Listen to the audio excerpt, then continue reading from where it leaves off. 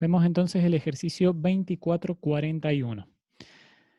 Dice el enunciado, un capacitor tiene placas paralelas con áreas de 12 centímetros cuadrados separadas por una distancia de 2 milímetros. Voy a ir directamente a ver si he tomado los valores acá. Bueno, yo acá no tomé los datos, pero los vemos ahí del enunciado cualquier cosa. Fíjense ya que teniendo el área y teniendo la distancia entre las placas, sabemos que podemos calcular la capacitancia. El espacio entre las placas está lleno de un poliestireno. Consulte la tabla 24.2. Yo acá arriba me he hecho una nota, no se alcanza a leer mucho, pero yo puedo descifrar lo que dice. Dice, la tabla 24.2 da los valores de constante dieléctrica, rigidez dieléctrica y rigidez dieléctrica de algunos materiales aislantes. Ahora vamos a ver si acá hablamos de la rigidez dieléctrica. Sí, es el valor de epsilon que aparece acá abajo. Bueno, vamos a introducir ese concepto también entonces. Bueno, de esa tabla se sacan algunos valores que vamos a necesitar para este ejercicio, como la constante dieléctrica y la rigidez dieléctrica. En el punto A nos dice determinar la permitividad del poliestireno. Bueno, acá aparece el concepto de permitividad que se define como tenemos acá abajo, la permitividad de un dieléctrico como K, que es la constante dieléctrica, por epsilon 0, que se considera que es la permitividad del vacío.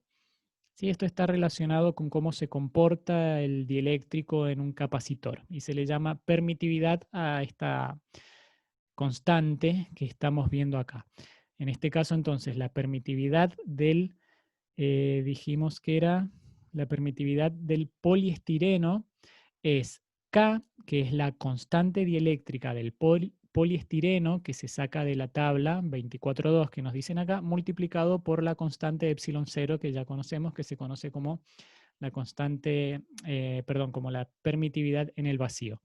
Se hace ese producto entonces y tenemos el valor de la permitividad del poliestireno. En el punto B se nos pide calcular el voltaje máximo permisible a través del capacitor para evitar la ruptura del dieléctrico. Bien, el voltaje máximo va a ser igual a el campo eléctrico máximo por la distancia. Y el campo eléctrico máximo, en este caso lo tenemos que calcular. No, perdón, en este caso, acá tengo las notas, fíjense, de la tabla 24.2, para el poliestireno, K, la constante dieléctrica es igual a 2,6, y la rigidez dieléctrica, que es el máximo campo eléctrico permitido, es 2 por 10 a la 7 volt por metro. Bien, ahí está entonces lo que decía acá arriba, de que en esa tabla tenemos la constante dieléctrica y la rigidez dieléctrica, que es el máximo campo eléctrico permitido. Entonces, este campo eléctrico máximo es un valor para el material. Entonces, la diferencia de potencial máxima o el voltaje máximo permisible lo calculamos como campo eléctrico máximo que sacamos de esta tabla por la distancia entre las placas de este capacitor. Y obtenemos que ese voltaje máximo es de 4 por 10 a la 4 voltios.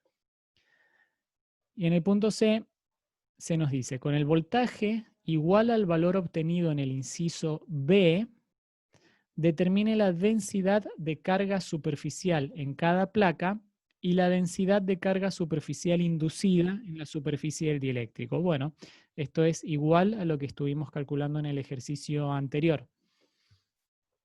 ¿Sí? Se calcula la densidad superficial de carga en las placas del capacitor como epsilon, que epsilon es esta permitividad que calculamos acá arriba por el valor del campo eléctrico. Esto nos da 0,46 por 10 a la menos 3 coulomb por metro cuadrado.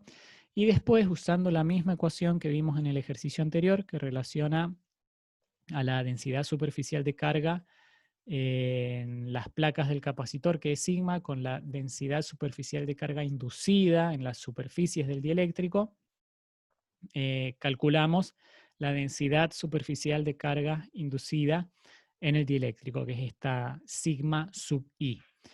Bueno, ahí se reemplazan los valores, que son todo dato, y obtenemos este valor 2,8 por 10 a la menos 4 coulomb por metro cuadrado.